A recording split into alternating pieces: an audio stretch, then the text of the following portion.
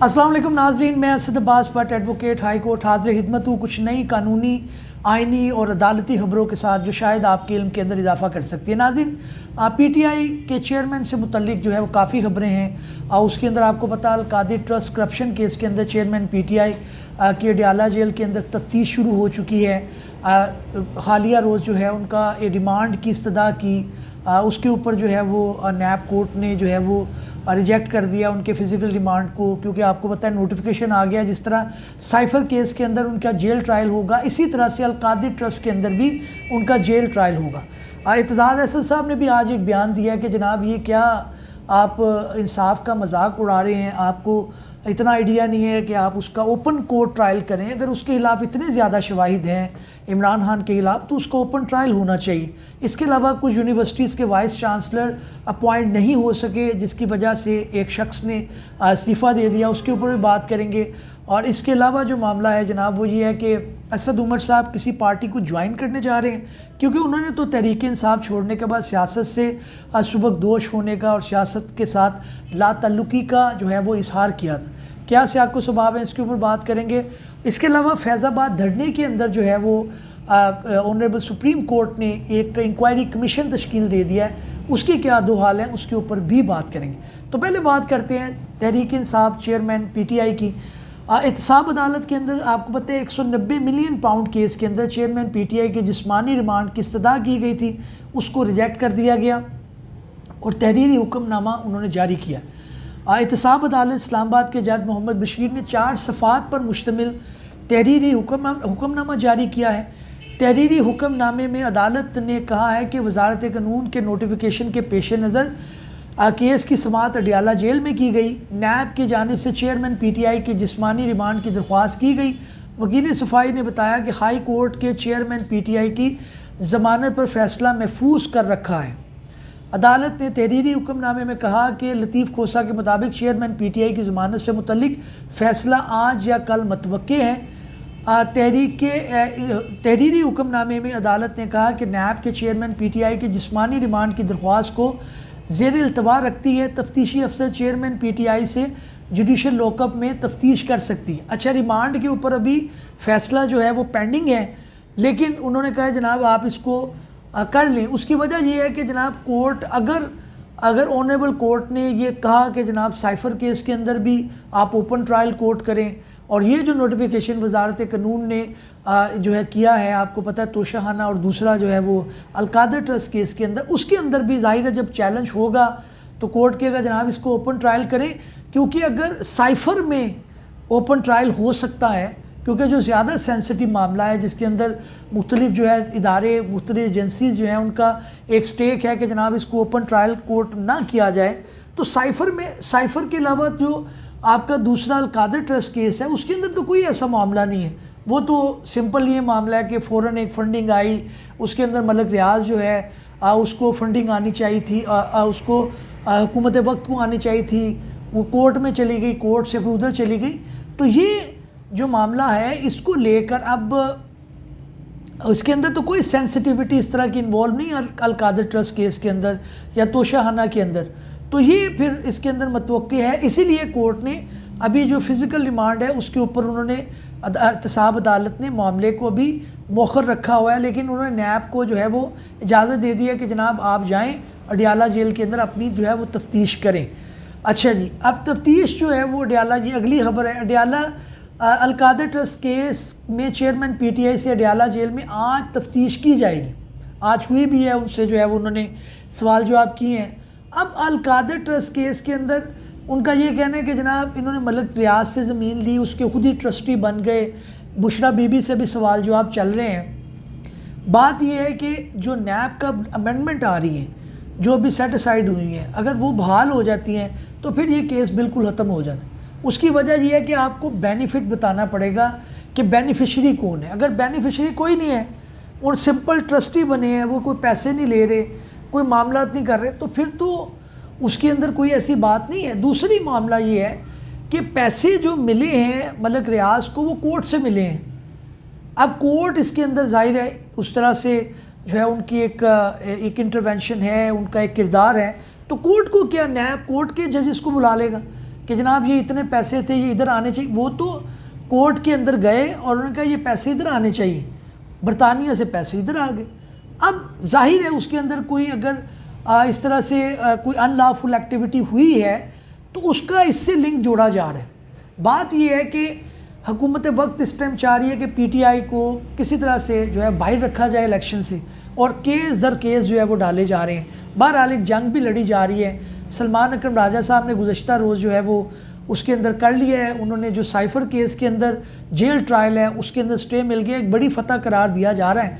लेकिन मेरे नज़ीब अभी वक्ती रिलीफ है, देखते हैं क्या होता है। बयान आया जी सीनियर कानूनदान एतजाज़ अहसन साहब का कहना है कि साइफ़र के मामले पर ओपन ट्रायल होना चाहिए। अच्छा, ये क्यों कह रहे हैं, उनका पूरा स्टेटमेंट पढ़ते हैं। एतजाज़ अहसन ने लाहौर हाई कोर्ट में मीडिया से गुफ्तगू के दौरान कहा कि इस्लामाबाद हाई कोर्ट ने हुक्म इम्तना देकर अच्छा फ़ैसला दिया है। उन्होंने मज़ीद कहा कि ओपन ट्रायल का हाई कोर्ट का फ़ैसला मौजूद है, इस फ़ैसले के ख़िलाफ़ तो नहीं जा सकती।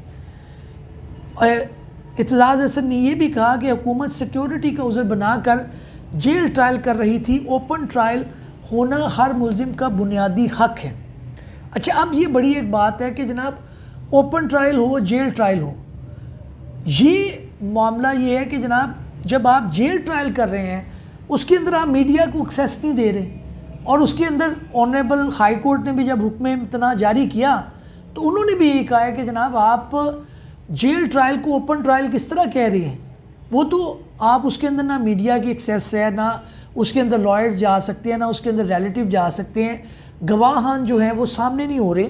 तो ये तो होना चाहिए कि इसके अंदर जेल ट्रायल ना हो, कम से कम ओपन ट्रायल हो।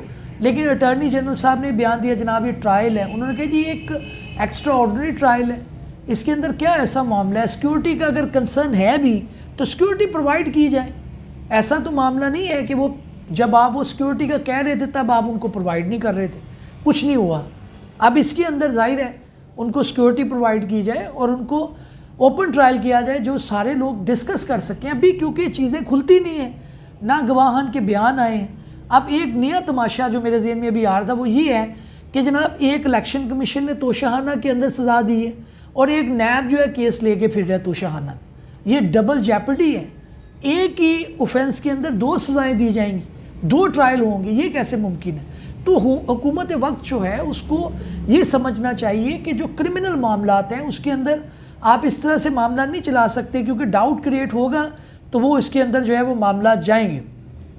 इस्लामाबाद हाई कोर्ट से अगली खबर है जनाब, उन्होंने तोशाहाना केस, नैब केस, एक तोशाहाना केस जो है वो आपको पता है वो वाला था इलेक्शन कमीशन का एक तोशाहाना नैब केस है, उसके अंदर प्री अरेस्ट बेल पे थे इमरान खान साहब, उनकी बेल रिजेक्ट हो गई थी, वो अरेस्ट हो गए, जा नहीं सके। तो इधर कोर्ट ने कहा है कि जनाब इसके अंदर गिरफ्तारी के उसको बहाल किया जाए। 190 मिलियन पाउंड्स के अंडर में गिरफ्तारी की वजह से ज़मानत बहाली की दरख्वास्त गैर मौसर करार दे दी गई थी। इस्लामाबाद हाई कोर्ट ने चेयरमैन पीटीआई की तोशाना केस में ज़मानत बहाल तस्वुर होगी।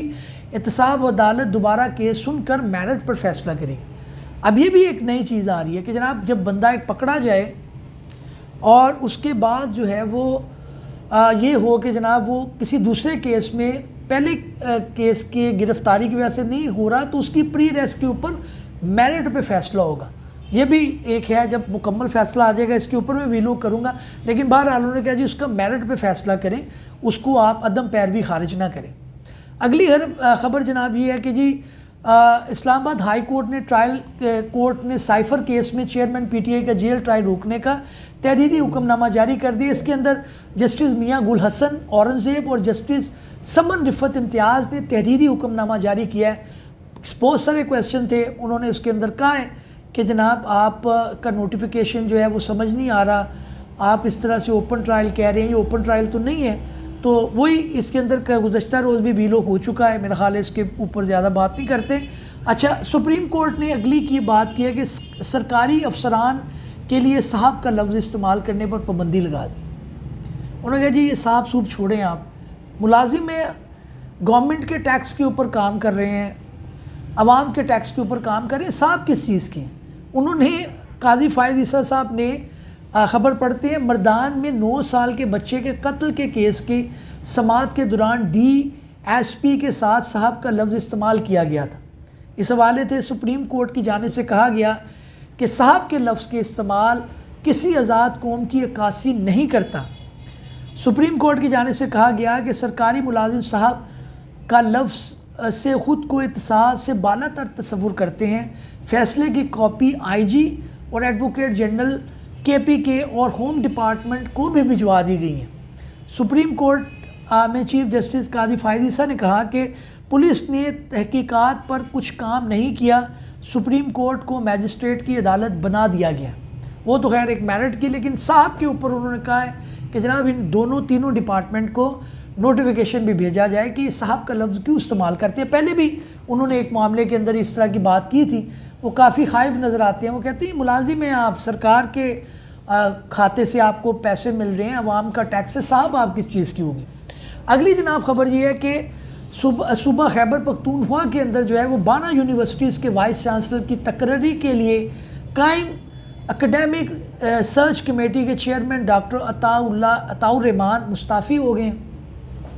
उनका ये कहना है कि जनाब इंटरिम गवर्नमेंट जो है इसके अंदर कोई सिंसियर नज़र नहीं आ रही। 2-4 दफ़ा इजलास बुलाया गया और इसके अंदर 12 यूनिवर्सिटीज़ के जो वाइस चांसलर हैं वो एडहोक बेसिस पे चल रहे हैं। क्या इसके अंदर जो है वो तरक्की होगी जिस सूबे के अंदर 12 यूनिवर्सिटीज़ जो हैं हो रही हैं। और एक अंदेशा उन्होंने ये भी कहा कि जो है वो नई वाइस चांसलर की तकर्री 6 महीने से पहले होनी चाहिए थी, नहीं हो सकी। इसके अलावा वो कह रहे हैं कि कुछ यूनिवर्सिटीज़ के वाइस चांसलर भी रिटायर्ड होने जा रहे हैं जिसके अंदर कोई पेशरफ्त नहीं है, इसलिए वो मुस्ताफ़ी हो गए।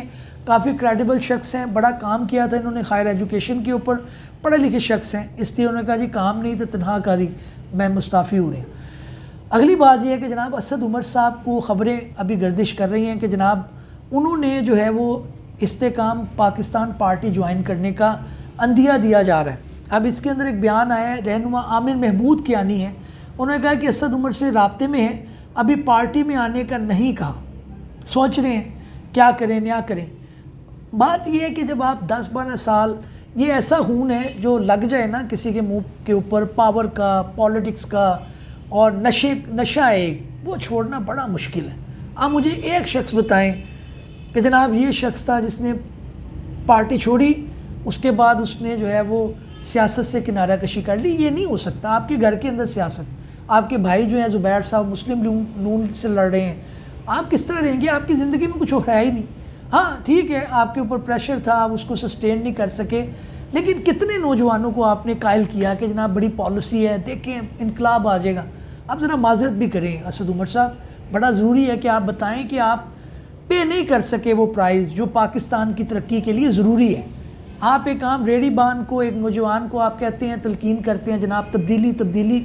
हाँ साहब से भी ये बात है कि आपने फ्लैक्सिबिलिटी नहीं है, आपके अंदर कोई मामला ही नहीं है, आपने बिल्कुल पॉलिटिक्स को उजाड़ के रख दिया, मुल्क को कहाँ पे ले आए। असद उमर साहब का भी हाल है। बहरहाल अभी शायद ज्वाइन कर लें, अभी ख़बरें गर्दिश कर रही हैं। अगली जनाब ये ख़बर है कि वफाक की हुकूमत ने फैज़ाबाद धरने फ़ैसले पर अमल दरामे के लिए इंक्वायरी कमीशन तश्कील दे दी है। ये सुप्रीम कोर्ट से आपको पता है प्रेशर आ रहा था कि एक इंक्वायरी कमीशन दिया जाए, वो इसकी इंक्वायरी करे कि इम्प्लीमेंटेशन जो है वो कहाँ तक हो रही है, अमल दरामद कहाँ पे हो रहा है, कहाँ पे नहीं हो रहा। हर इदारे की रिपोर्ट है। बड़ा एक वास्ट डिसीजन दिया गया है और बड़ा एक वाइज डिसीजन दिया गया। उम्मीद है नाज़रीन हमारी ये काविश आपको पसंद आई होगी। नए भी लोग में हाजिर खिदमत होंगे। चैनल को सब्सक्राइब कर लीजिएगा। तब तक के लिए इजाज़त दीजिए। अल्लाह।